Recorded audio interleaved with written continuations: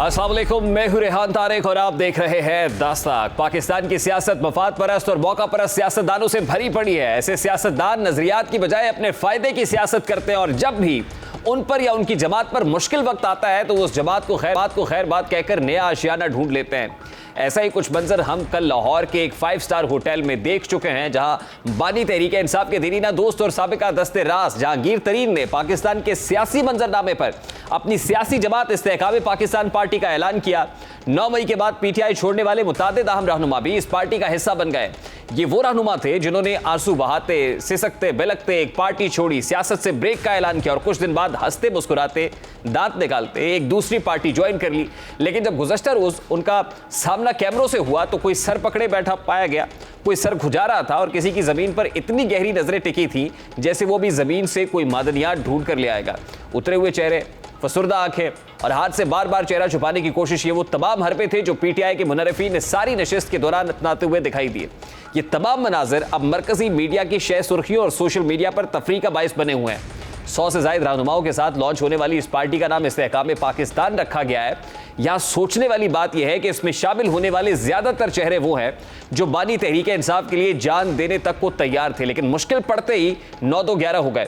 ये जो तहरीक इंसाफ में रहते हुए 4 बरस हुकूमत के मजे लूटते रहे, पाकिस्तान को इस्तेहकाम के रास्ते पर गामजन ना कर पाए, अब वो इस्तेहकाम पाकिस्तान के प्लेटफॉर्म से मुल्क और कौम को कौन सा नया इस्तेहकाम मुहैया कर सकेंगे। ये मुनर्रिफीन इसके उसके ना हो सके जिसके बायस ये मुल्क की आला वजारतों के मजे लूटते रहे, तो ये जहांगीर तरीन जैसे रहनुमा के कैसे हो सकते हैं जिसकी नाअहली और सियासत में दोबारा शमूलियत पर सवालिया निशान बरकरार है। गुज़श्ता रात की नशस्त में एक किरदार जो सबकी नजरों का मरकज था वो फवाद चौधरी का था। किसी को नहीं पता था कि फवाद चौधरी कब और कहां से हॉल में दाखिल हुए और अपनी मुकर्रर नशस्त पर आ बैठे। दीगर मेहमानों के लिए लगाई गई नशस्तों की भी तीसरी कतार में जाकर बैठ गए और मेन जो मरकजी स्टेज पर नशस्त रखी गई थी वहां नहीं थी। हालांकि उनकी नशस्त मरकजी स्टेज पर मुख्तस थी, लेकिन उन्होंने कैमरे से बचने के लिए कदरे पिछली नशस्तों पर बैठने पर आफियत जानी। इस दौरान वो कैमरों से बचने के लिए अदाकारी का भी जानदार मुजाहरा करते दिखाई दिए। वो कभी अपने चेहरे में, कभी माथे पर हाथ रखते। मीडिया कैमरों ने उनकी इन हरकत को किसी न किसी तरह अक्सबंद किया। फवाद चौधरी तहरीक इंसाफ से मुनहरिफ होने वाले वो वाहिद किरदार है जिनके जोशो वलवले से भरपूर नारों और मीडिया मैनेजमेंट ने उनकी साबिका जमात को आज यहाँ ला खड़ा किया है। फवाद चौधरी मुबैना तौर पर उन चंद रहनुमाओं में शामिल हैं जिनके कहने पर पंजाब और केपी की असम्बलियां तोड़ी गई और जमात को वहां तक पहुंचा दिया गया जहां इसकी तबाही नविश्ता दीवार थी। फवाद चौधरी के बारे में उनकी साबिक जमात के सदर के ख्यालात क्या थे, जरा वो भी दिखाते हैं।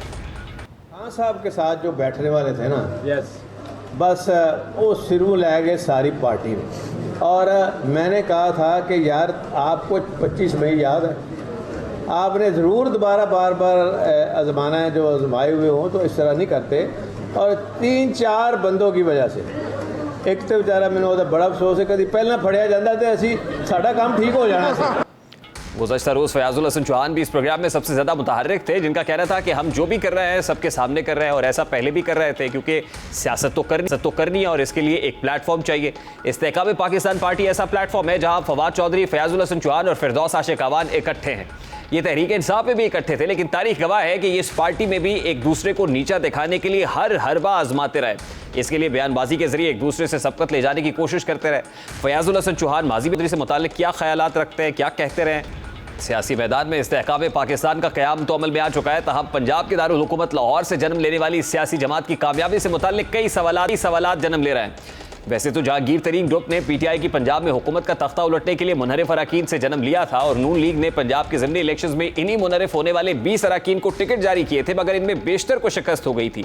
इसके बाद तरीन ग्रुप 9 मई के वाक़यात रूनुमा होने के फौरी बाद मंजर-ए-आम पर आया और मेल मुलाकातों का सिलसिला शुरू हो गया। जहांगीर तरीन और अलीम खान की क़यादत में इस ग्रुप में पीटीआई छोड़ने वाले साबिक अरकान असम्बली और अहम रहनुमा अचानक शामिल होना शुरू हो गए।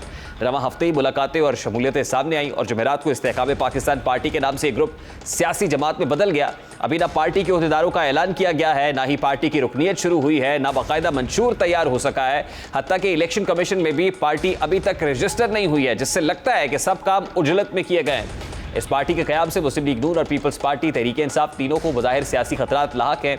खबरें ये भी आ रही हैं कि जहांगीर तरीन की परवेज़ खटक से टेलीफोनिक कॉन्वर्सेशन हुई है।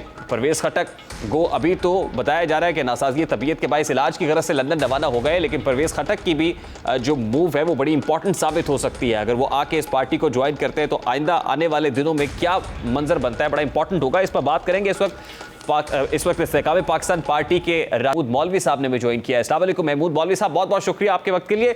सबसे पहले तो फरमाइएगा कि इस्तेहकाम पाकिस्तान पार्टी की लॉन्चिंग तकरीब में फवाद चौधरी हो, अली जैदी हो, फयाजुल हसन चौहान हो, चेहरे के तासुरात से ये दिखाने की कोशिश कर रहे थे कि वो इस पार्टी में खुश दिली से नहीं बल्कि बददिली से आए हैं। क्या ये बात दुरुस्त है कि ये लोग आए नहीं थे बल्कि लाए गए थे? समझ में नहीं पड़ता। ये सवाल बहुत से चैनल्स कर रहे हैं कि उनको लाए गए। देखिए उनको लाने की ज़रूरत नहीं है, वो खुद से आए हैं। और अगर वो समझते हैं कि वो कंफर्टेबल नहीं है तो ज़बरदस्ती नहीं है मेरे ख्याल से। जो भी उसकी वजह देखिए, अभी तो जो है ये पार्टी का अभी तो बेसिकली अभी फॉर्मेशन हो रही है। उसके बाद ये तो कोई ऐसा तो नहीं है कि ला के उनको कोई गन पॉइंट पे किसी ने किसी को नहीं बिठाया। और मैं ये कहूँगा कि जैसी ये फॉर्मेशन होता है, बहुत सारी चीज़ें देखें। ये अभी ये स्टार्टिंग है, ये तो सिर्फ एक चीज़ था कि सबको गैदर करके हमने ये बिठाया था। अलीम साहब ने सबको, हम खुद लोग हम आए थे, अली जैदी साहब आए थे, इमरान इस्माइल, ये सब लोग आए थे कि ये बात हो रही थी कि ये एक पार्टी जो है ऐलान करने जा रहे हैं। अब उसमें वक्त के साथ साथ कौन ज्वाइन करेगा, कौन को क्या ओहदा मिलेगा, कैसे चलेगा, ये तो बड़ी सेकेंडरी चीज़ है। चले महमूद मौलवी साहब मान लेते हैं कि खुशी से आए हैं, ये लाए नहीं बल्कि आए हुए थे, तो फिर मेरा बड़ा सादा सा सवाल है, ये नई टोकरी में पुराने अंडों के मिसदाक, नई पार्टी में ये पुराने लोग कोई इस्तेहकाम पाकिस्तान ला पाएंगे या तब्दीली ला पाएंगे? एक्सपेक्ट किया जा सकता है इनसे?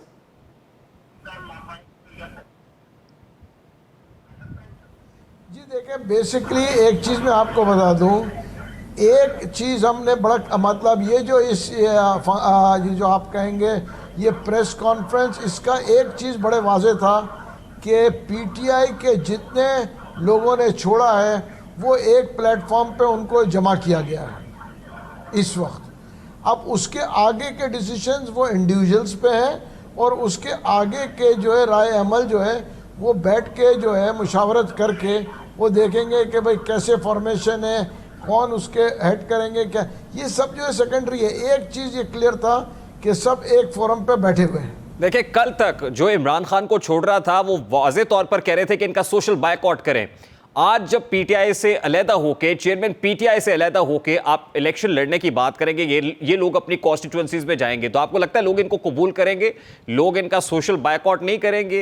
इनके लिए वोट कास्ट कर रहे होंगे, पोल कर रहे होंगे, या बायकॉट करेंगे? मतलब विदाउट चेयरमैन पीटीआई इनका वोट बैंक है?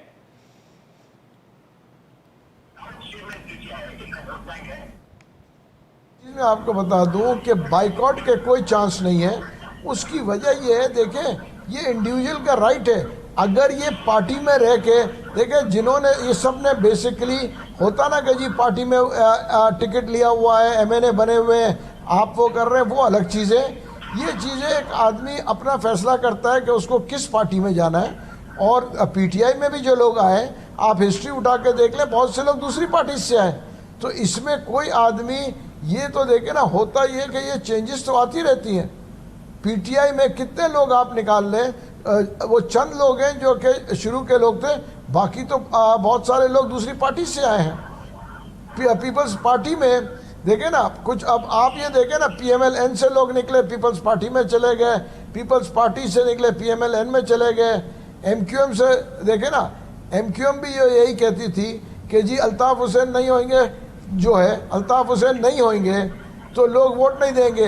आज एमक्यूएम जो पाकिस्तान चल रही है, नहीं, लेकिन ये तो हो रहा है ना, वहां पे वो कहते हैं तो वोटर टर्नआउट होता है, जब वो बायकॉट करते हैं तो हम कराची में देखते हैं टर्नआउट कोई नहीं होता।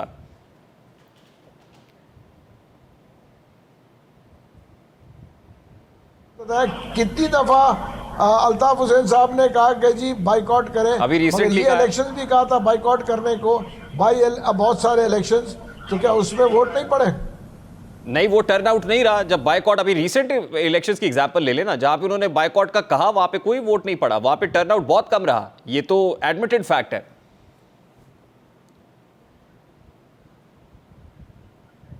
मेरे ख्याल से देखें, बाइकॉट का नतीजा सबने देख लिया है, और ये गलती जो भी करेगा तो मेरे ख्याल से अगर देखा जाए ना तो वो दूसरी पार्टियों के लिए तो बड़ा खुशाइन बात होगी कि अगर लोग बाइकॉट कर ले तो।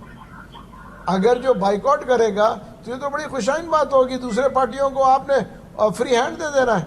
एग्जाम्पल आप देख लें, बल्दियाती इलेक्शन में एमक्यूएम के साथ क्या हुआ, बाइकआउट करके क्या मेयर नहीं बन गया? यही तो मेरा आपसे अगला सवाल भी यही है ना कि इससे ज्यादा फायदा आप किसको पहुंचता हुआ देख रहे हैं? मुझे तो लग रहा है पंजाब में तो पाकिस्तान मुस्लिम लीग नून को बड़ा फायदा होगा आपसे। तो ऑब्वियसली देखें, अगर कोई बाइकआउट करेगा तो दूसरों को तो डेफिनेटली फायदा होना ही होना है, इसमें कोई दो राय है ही नहीं। तो फिर क्या फ्यूचर देख रहे हैं आप इस्तेहकाम पाकिस्तान पार्टी का? उसके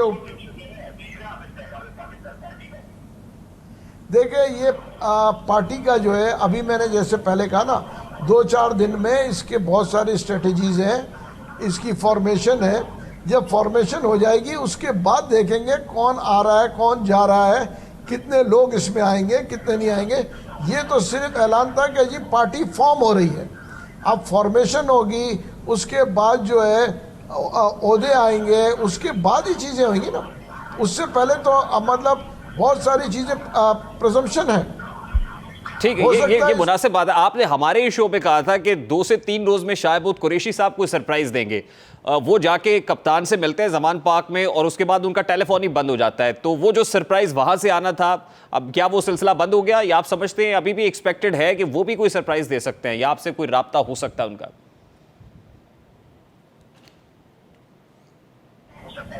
देखिए, ये मैं आपके चैनल पे कह रहा हूँ, ये आपके लिए एक इन्फॉर्मेशन है। और आपको बता दूं, आज शाह महमूद साहब फिर मिलने जा रहे हैं जो है इमरान खान से। ये मैं आपको बता दूं, चेयरमैन पीटीआई से मिलने शाह महमूद साहब आज रवाना हो चुके हैं दोबारा। ये एक इन्फॉर्मेशन आपको दे रहा हूँ, ठीक है ना। तो एक अभी मीटिंग और हो रही है, उसके बाद देखें शाह साहब एक कदावर लेकिन इस मीटिंग का एक्सपेक्टेड आउटकम क्या है महमूद मौलवी साहब? अवाम,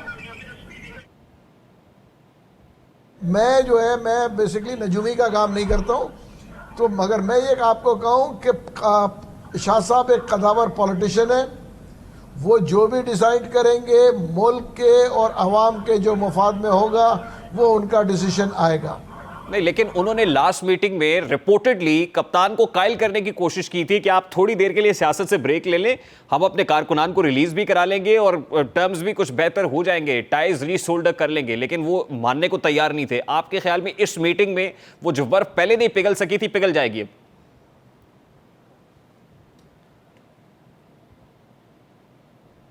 एक चीज़ मैं बताऊं, हमेशा देखें कोई भी चीज़ एक मीटिंग में तय नहीं होती। पहली मीटिंग से दूसरी मीटिंग, दूसरी मीटिंग से तीसरी मीटिंग, चीज़ें टाइम लगता है, मगर दुनिया में हर चीज़ टेबल के ऊपर तय हो जाती है। हर आदमी देखता है कि क्या प्लस और क्या माइनस है, और मुल्क के मफाद में क्या है और अवाम के मफाद में क्या है। और जो हम जो है, यही हम चाहते हैं। हम क्या चाहते हैं? जो लोगों ने छोड़ा है, जो अवाम और मुल्क की मफाद की हम बात करें ना, जातियात में तो कोई फ़ायदा ही नहीं है। चले देखें, अभी तो इस्तेहकाम पाकिस्तान पार्टी का नाम आया, परचम आया, रजिस्ट्रेशन नहीं हुई। अगर वहां शाहमूद कुरैशी को अच्छी डील बना लेते हैं तो क्या वो पाकिस्तान तहरीक इंसाफ के लोग जो भी या इस पार्टी के साथ खड़े हुए वापस शाहमूद कुरैशी की क़यादत में जाने के लिए तैयार होंगे? फिर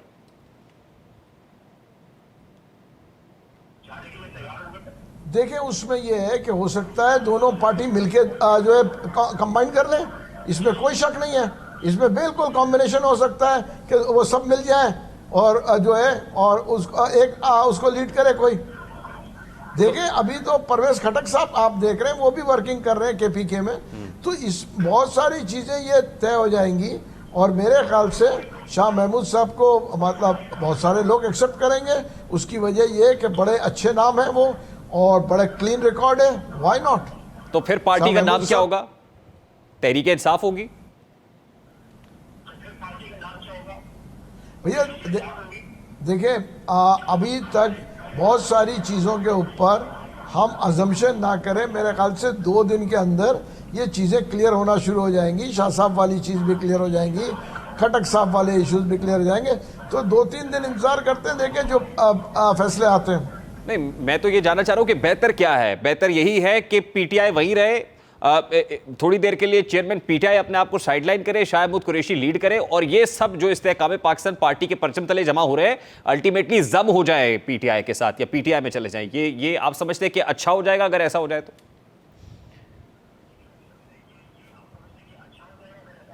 हाँ बिल्कुल अच्छा हो जाएगा। उसकी वजह ये है, मैं तो पहले भी कई बयान दे चुका हूँ कि अगर मुल्क के और आवाम के इंटरेस्ट मफाद में जो बेहतर हो, वाई नॉट। कोई ईगो इशू किसी को नहीं होना चाहिए। अभी जो ईगो इशू है वो कहां पे है? वो चेयरमैन पीटीआई के यहाँ ईगो इशू है, वो खुद को डिस्टेंस नहीं करना चाह रहे, सिर्फ वही डेडलॉक है?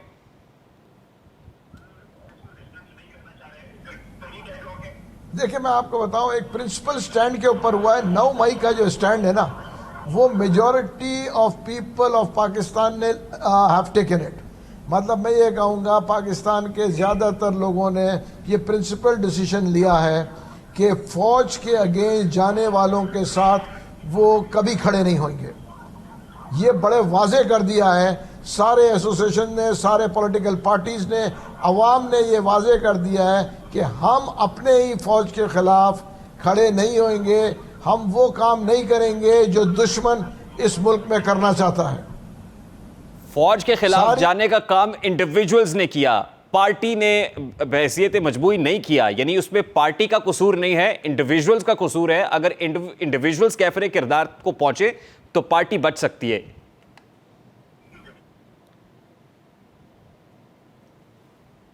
देखिए एक चीज़ मैं आपको बता दूं, आप सब्जी मंडी के अंदर जाके, ठीक है ना, और वहाँ पे एहतजाज के कॉल देंगे और सब्जी वालों के अगेंस्ट में जब आप बात करेंगे तो सब्जी के लूटने के चांसेस 99% हो गए। हम पाकिस्तानी मेंटालिटी को देखते हुए, पाकिस्तान को समझते हुए, हमने वहाँ पे कॉल देना ही नहीं चाहिए था। वो कौन लोग थे जिन्होंने वहाँ पे कॉल दिया, उनको आइडेंटिफाई करें। जिन्होंने नारे लगाए कि जी फौज के अगेंस्ट, उनको आइडेंटिफाई करें ओपन, और उनको सजाएं मिलनी चाहिए। अच्छा, आप समझते हैं यही वजह है? अभी बहुत सारी चीजें क्योंकि क्लियर नहीं है, अभी तय नहीं हुई हैं, इसीलिए अभी इस्तेहकाम पाकिस्तान पार्टी का नाम तो आया लेकिन रजिस्ट्रेशन नहीं हुई अभी, ना ही इलेक्शन कमीशन से कोई रुजू किया गया इस हवाले से।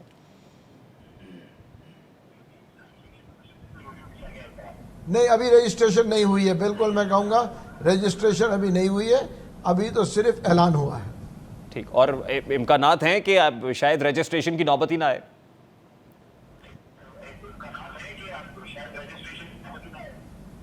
नहीं, रजिस्ट्रेशन नहीं हुई है, ये मैं आपको बिल्कुल वाजे कर रहा हूँ, रजिस्ट्रेशन नहीं हुई है। अच्छा, महमूद मौलवी साहब ये बताइएगा, परवेज खटक के साथ रिपोर्टेडली राब्ता हुआ है जहांगीर तरीन का, और परवेज खटक साहब उसके बाद लंदन चले गए हैं, तो ये कोई आर्जे के इलाज की गरज से ही गए हैं या वो सियासी यात्रा है, लंदन यात्रा जो है?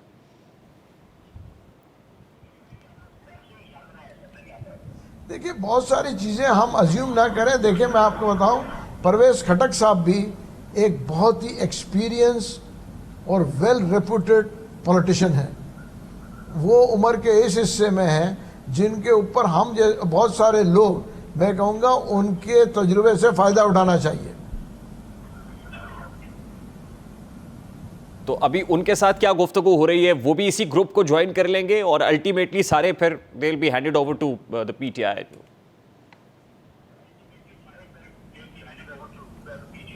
देखिए हर चीज़ मुमकिन है, और मैं आपको बता दूं, जैसे मैं हमेशा कहता हूं, मुमकिनात बहुत सारी चीज़ मुमकिन होते हैं, देखिए ना, और ये वक्त ही इसका जो है जवाब देता है, वक्त जो है कि क्या होना है और क्या नहीं होना है। लास्टली बस ये बता दें कि कुछ टाइमलाइन इस हवाले से वजह की हुई है कि आपको क्या लग रहा है कि कब तक ये चीज़ें अनफोल्ड हो जाएंगी और इवन फोल्ड हो जाएंगी सब, क्योंकि अनफोल्ड तो बहुत तेज़ी से हो रही है चीज़ें। ये मैं आप देखिए, ये मैं इंशाल्लाह मैक्सिमम 4-5 दिन में बहुत सारी चीज़ें बड़ी क्लियर अनफोल्ड हो जाएंगी। ठीक, और इलेक्शंस हो रहे हैं अक्टूबर नवंबर में?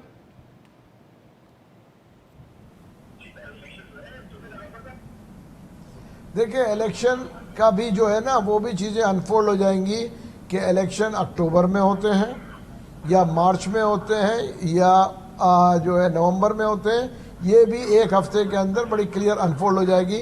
मेरे जो है अंदाजे के हिसाब से जुलाई के अंदर जो है ये जो गवर्नमेंट है ये जो है कंप्लीट हो जाएगी 1 महीना पहले, और उसके बाद फिर 3 महीने बाद इलेक्शन होना चाहिए। बहुत बहुत शुक्रिया महमूद मौलवी साहब हमारे साथ मौजूद थे, रहनुमा इस्तेहकाम पाकिस्तान पार्टी। अभी एक ब्रेक लेंगे और ब्रेक के बाद जब वापस आएंगे, पनामा केस 436 किरदार थे, लेकिन एक फैमिली और एक किरदार को डिस्क्वालीफाई क्यों किया गया, इस पर बात करेंगे। इस ब्रेक के बाद हमारे साथ रहेगा।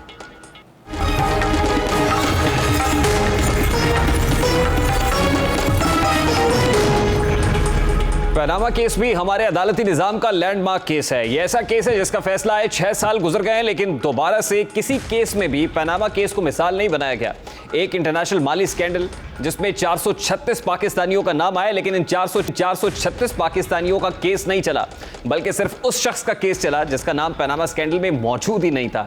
फिर हमारे निजाम इंसाफ में इससे बड़ा मजाक क्या होगा कि जिन 436 अफराद में से सिर्फ एक शख्स पर पनामा केस चलाया गया, उसे भी पनामा की बजाय इकामे पर सजा सुना दी।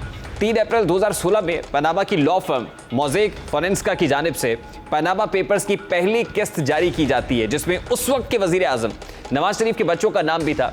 अब उस वक्त की ऑपोजिशन पनामा का सारा मलबा साबिक वजीर आजम नवाज शरीफ पर डालती है, जबकि नवाज शरीफ अपनी बेगुनाही साबित करने के लिए पनामा की तहकीकात के लिए एक अदालती कमीशन बनाते हैं। इस कमीशन में पिटिशनर बानी तहरीक इंसाफ और शेख रशीद 436 लोगों को छोड़कर सिर्फ नवाज शरीफ की तहकीकात के लिए पिटिशन दायर करते हैं, जबकि अमीर जमात इस्लामी की जानिब से पनामा में शामिल तमाम लोगों की तहकीकात का मुतालबा किया जाता है। अमीर जमात इस्लामी सिराजुल हक इस मौके पर उनका क्या स्टेटेड पोजीशन रहा है। इस केस की 24 समातें होती है, लेकिन 436 अफराद की बजाय सिर्फ एक शख्स नाअहल होता है, वो भी किसी दूसरे इल्जाम में। इस केस के बाद साबिक वजीर आजम नवाज शरीफ हर किसी से पूछते रहे कि मुझे क्यों निकाला। गुज़श्ता 6 साल से उन्हें सवाल का जवाब नहीं मिला है, और आज की अदालत भी हैरान है कि ये कैसा फैसला था जिसमें सिर्फ एक शख्स को टारगेट किया गया। सुप्रीम कोर्ट में जहां पनामा का फैसला सुनाया गया था, आज उसी सुप्रीम कोर्ट में जमात इस्लामी की दरखास्त पर पनामा स्कैंडल में उसमें शामिल 436 अफराद के खिलाफ तहकीकात के केस में इंतहाई अहम रिमार्क सामने आए हैं। अदालत उज़्मा के जस्टिस सरदार तारिक मसूद ने कहा कि पनामा केस कुछ और ही मामला था। 436 अफराद में से सिर्फ एक खानदान को अलग करके केस चलाया गया। उज़्मा के जस्टिस सरदार तारिक मसूद ने कहा कि पनामा केस कुछ और ही मामला था। 436 अफराद में से एक खानदान को अलग करके केस चलाया। जस्टिस अमीनुद्दीन खान ने कहा कि यहाँ बैठकर बहुत सी बातें करने को दिल चाहता है, मगर नहीं कह सकते। जस्टिस सरदार तारिक मसूद ने जमात इस्लामी के वकील से सवाल किया कि आपका मकसद सिर्फ एक खानदान के खिलाफ केस चलाना था। उन्होंने सवाल किया कि FBI, FIA, नैब और स्टेट बैंक मौजूद है, क्या रियासती इदारों को बंद करके सारे काम सुप्रीम कोर्ट से ही करा लें। जमात इस्लामी की वकील राजा इश्तियाक ने कहा कि तहकीकाती इदारों का हाल यह है कि 3 साल पहले नोटिस हुआ, मगर अब तक इसका जवाब नहीं आया। इसके बाद अदालत उज़्मा ने केस की समाअत 1 माह के लिए कर दी है। अब इसे पाकिस्तान की बदकिस्मती कैसे के कहें कि एहतसाब के नाम पर हमेशा ही अवाम को बेवकूफ़ बनाया गया। एहतसाब के नाम पर जो कुछ भी हुआ वो एक तमाशे से ज़्यादा कुछ नहीं था। 7 साल बाद भी पनामा केस में इस बात का तयन नहीं हो सका कि किसका कितना पैसा बाहर है और ये कैसा जायज़ तरीके से पैसा कमाया गया या फिर अनफेयर मीन से, इलीगल मीन से ये पैसा कमाया गया। एहतसाब के नाम पर इंतकाम करप्शन से भी बड़ा जुर्म है, क्योंकि इंतकाम के नाम पर असल मुजरिम को बचाकर बेगुनाही को की बलि चढ़ा दी जाती है। पनामा केस के 7 साल बाद भी जज साहब पूछ रहे हैं कि सिर्फ एक शख्स को निशाना क्यों बनाया गया। अब सादा सा सवाल यह है कि इसका जवाब कौन देगा? क्या फाजिल जज जवाब देंगे जिनके फैसले पर आज की अदलिया सवाल उठा रही है, या अवाम जवाब जिनको ट्रक की बत्ती के पीछे लगाकर इन 436 लोगों को बचा लिया गया? अभी एक ब्रेक लेंगे और ब्रेक के बाद जब वापस आएंगे, हुकूमत ने अपना दूसरा बजट पेश कर दिया। इस बजट में आम आदमी के लिए क्या है, बात करेंगे इस ब्रेक के बाद। हमारे साथ रहिए।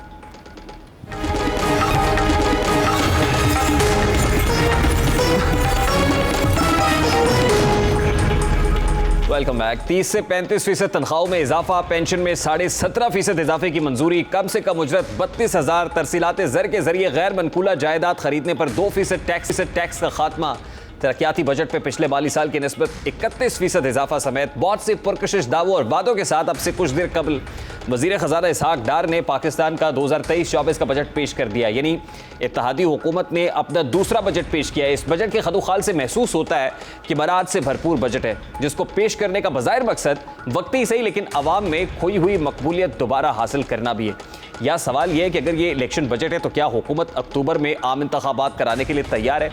या सवाल यह भी है कि क्या इन खुशनुमा बरात से आम आदमी की मुश्किलात इस हद तक कम हो सकेंगी कि वो बखुशी हुकूमती इत्तेहाद को वोट देने पर कायल हो जाए?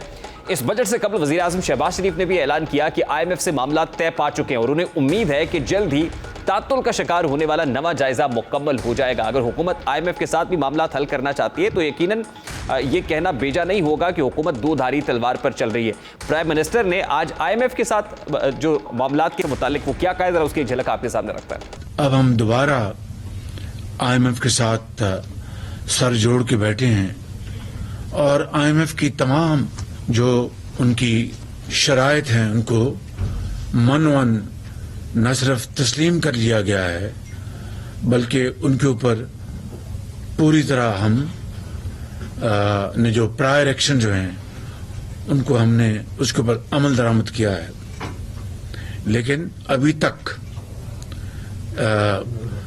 जो स्टाफ लेवल एग्रीमेंट अभी तक साइन नहीं हुआ, जिसके बाद बोर्ड में ये मामला जाएगा। बहरहाल उम्मीद की जानी चाहिए कि तमाम शराइत पूरी करने के बाद इसी माह IMF का 9th रिव्यू मुकम्मल होकर बोर्ड से उसकी मंजूरी ली जाएगी IMF के। इस बजट से कुछ अर्सा पहले हुकूमत एक नया और टैक्सों से भरपूर मिनी बजट देने पर मजबूर होगी जो IMF की तवक्कुआत के मुताबिक होगा। अब सिर्फ देखना यह है कि आया ये मिनी बजट इलेक्शन से कब लाया जाता है या बाद में। इत्तेहादी हुकूमत ने आज अपना दूसरा बजट पेश कर दिया है। आदाद-ओ-शुमार के गोरख धंधे के साथ हुकूमत ने बजट IMF की मंशा और मर्जी को मद्देनजर रखकर पेश किया है।